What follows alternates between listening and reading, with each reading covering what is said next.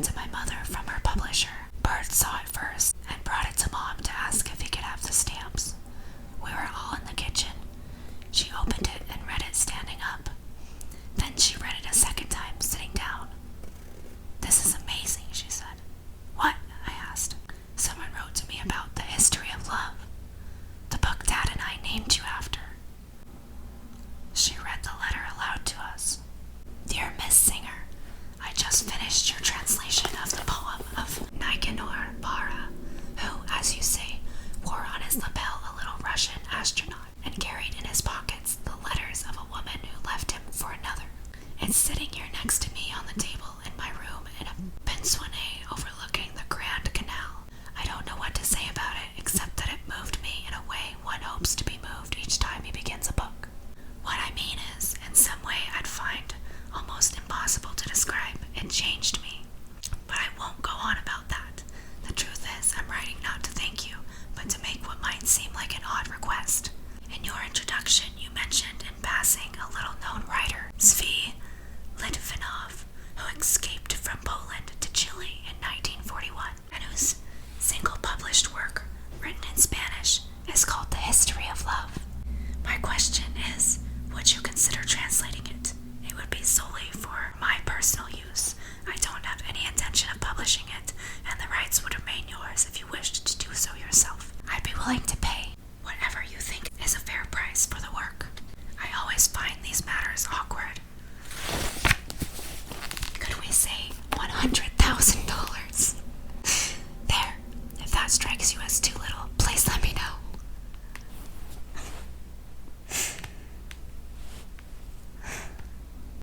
I'm imagining your response as you read this letter, which by then you will have spent a week or so sitting in this lagoon, then another month writing the chaos of the Italian mail system, before finally crossing the Atlantic and being passed over to the U.S. Post Office, who will have transferred it to a sack to be pushed along in a cart by a mailman, who will have slugged through rain or snow in order to slip it through your mail slot, where it will have dropped to the floor to wait for you to find it. And having imagined it, I've prepared for the worst, in which you take me for some sort of lunatic. But maybe it doesn't need to be that way. Maybe if I tell you that a very long time ago someone once read to me as I was falling asleep a few pages from a book called The History of Love, and that all these years later I haven't forgotten that night or those pages, you'd understand. I'd be grateful if you could send your response to me here, care of the above address. In case I've already gone by the time it arrives, the concierge will forward my mail. Yours eagerly, Jacob Marcus. I thought, holy cow, I could hardly believe our luck, and considered writing back to Jacob Marcus myself with the excuse of explaining that it was Saint Exupery who'd established the last southern section of the mail route to South America in 1929, all the way to the tip of the continent. Jacob Marcus seemed interested in mail, and anyway, once my mother had pointed out that it was in part because of Saint X's courage that Zvi Litvinov, the author of The History of Love, could later receive the final letters from his family and friends in Poland. At the end of the letter, I would add something about my mother being single, but I thought better of it in case she somehow found it, spoiling what had began so well. And without any meddling, $100,000 was a lot of money, but I knew that even if Jacob Marcus had offered almost nothing, my mother would have still agreed to do it. 29. My mother used to read to me from The History of Love. The first woman may have been Eve, but the first girl will always be Alma, she'd say, the Spanish book open on her lap while I lay in bed. This was when I was 4 or 5, before Dad got sick and the book was put away on a shelf. Maybe the first time you saw her, you were 10. She was standing in the sun scratching her legs, or tracing letters in the dirt with a stick. Her hair was being pulled, or she was pulling someone's hair, and a part of you was drawn to her, and a part of you resisted, wanting to ride off on your bicycle, kick a stone, remain uncomplicated. In the same breath, you felt the strength of a thought. Please don't look at me. If you don't, I can still turn away. And part of you thought, look at me. If you remember the first time saw Alma, you also remember the last. She was shaking her head, or disappearing across a field, or through your window. Come back, Alma, you shouted. Come back, come back. But she didn't. And though you were grown up by then, you felt as lost as a child, and thought your pride was broken. You felt as vast as your love for her. She was gone, and all that was left was a space where you'd grown around her, like a tree that grows around a fence. For a long time, it remained hollow, years maybe. And when at last it was filled again, you knew that the new love you felt for a woman would have been impossible without Alma. If it weren't for her, there would never have been an empty space or the need to fill it. Of course, there are certain cases in which the boy in question refuses to stop shouting at the top of his lungs for Alma. Stages, a hunger strike, pleads, fills a book with his love, carries on until she has no choice to come back.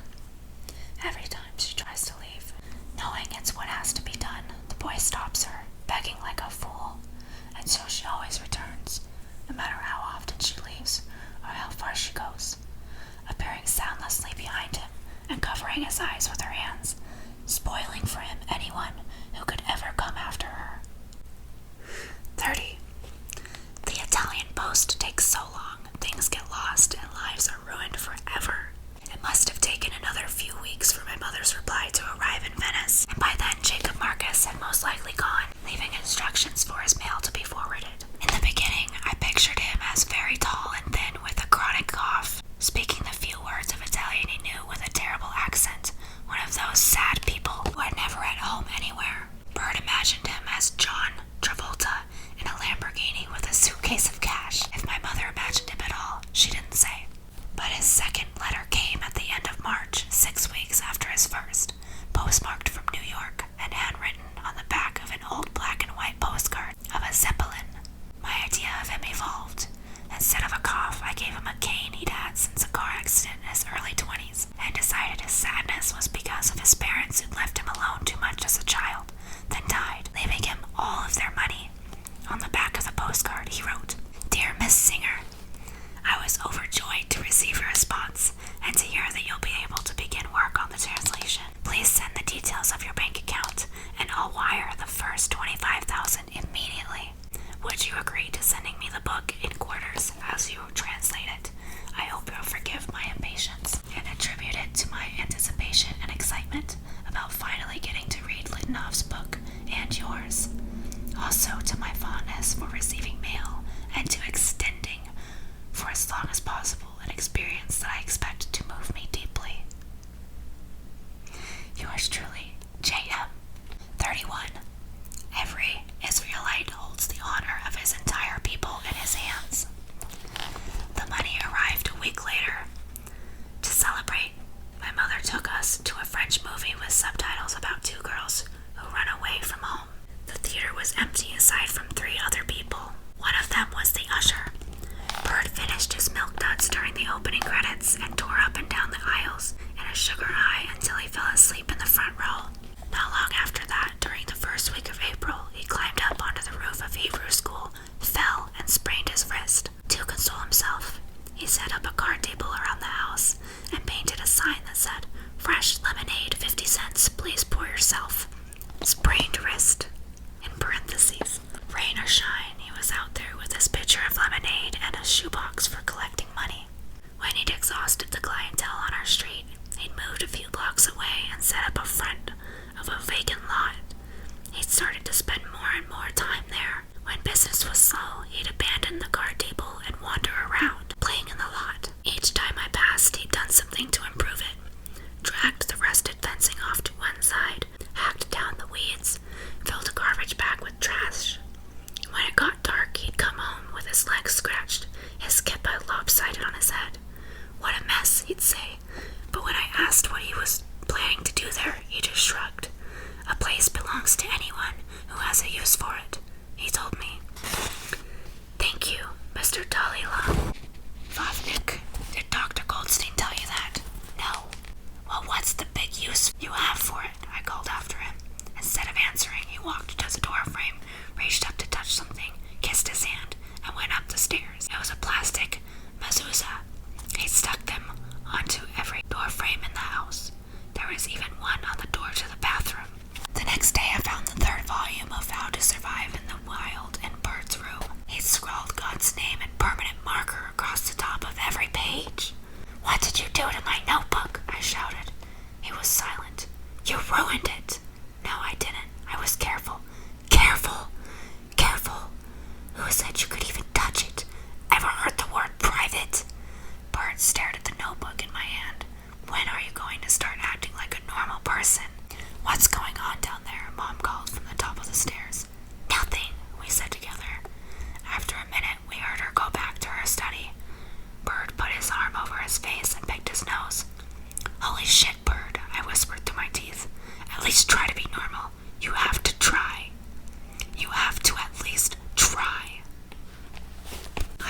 to stop there for today. If you liked that, make sure to give this video a like and subscribe to my channel. I have a lot of videos that you could watch that aren't ASMR if you want to check those out. And I will link a playlist in the comments below of all of these in order if you want to watch all of these videos or just have a constant stream of me whispering. Also, make sure to hit that notification bell if you want to be notified when I come out with the next part of this series. It should be in about 6 days. I'm going to try to consistently come out with these every 6 days. So, yeah, whatever you are doing, have a good day, good night, good evening. Bye, guys. My channel is sponsored by a website called Wildflower Sex. For the rest of this ad read, I'm going to say sax, like saxophone, instead of the word that I need to say. So, let's talk more about Wildflower Sex. They are a sexual wellness company. First, I'll tell you about what I've purchased from there so far. Now, I will say I bought this without having any experience with said item. The other thing that I purchased on their website are some period cups. They're silicone, and it's really great if you want to reduce your carbon footprint in the environment. They are used for replacements for feminine products. But these period cups I got from Wildflower are really, really high quality. They're the perfect size for me. They have all different shapes and sizes of period cups and toys. So let's get more into the website itself. Right off the bat, the website is extremely inclusive. I absolutely love it. That's the first thing that really drew me into this website. Plus, not only do they talk about saxophone education and wellness, but they talk about inclusivity and how you can learn how to be more inclusive and things like that. Here's one example of something called the NB. If you scroll down, it will tell you what it's good for, what it's best used for, and if you scroll even more, you get some pretty detailed, pretty honest, and great reviews, which, I don't know, for me, it's nice to see honest reviews on a website. But not only that, it's pretty dang entertaining too. If you never have, go through the reviews of saxophone toys. Yeah, that's pretty fun. Anyway, my favorite part about this website isn't even the toys and inclusivity. It is the article that they give you about saxophone education. It is so hard to keep remembering to say saxophone. You go to this tab and there's tons of articles about gender, how-to guides, relationships, sax, body positivity, toys, tools, and my favorite I found, mental health. Super helpful. It's so wonderful to see an adult website that promotes saxophone wellness and education rather than just trying to throw stuff at you to buy constantly. Consider shopping around the site. And again, my affiliate link is in the description below. And if you can't spend money right now, I fully understand. Check out the website anyway and read the articles they have to offer because it's never too late to learn new things. Purchase anything through my link, then I will get part of that commission, so you would be supporting me. It would be great. By the way, I have other links if you want to check those out. They will be in my link trick below as well.